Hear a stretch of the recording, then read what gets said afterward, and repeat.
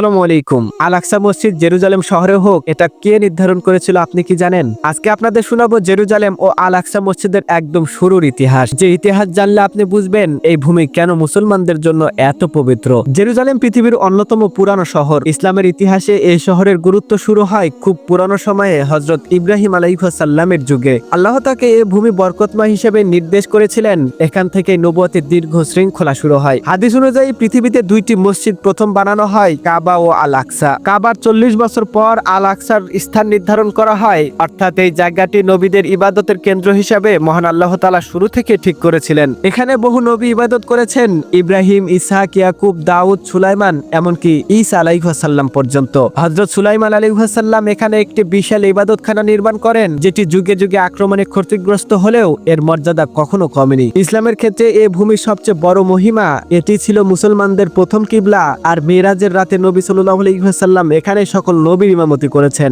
এই কারণেই আল আকসা শুধু একটি মসজিদ নয়, এটি নবীদের স্মৃতি, ইমানের শক্তি এবং মুসলিম উম্মার হৃদয়ের কেন্দ্র।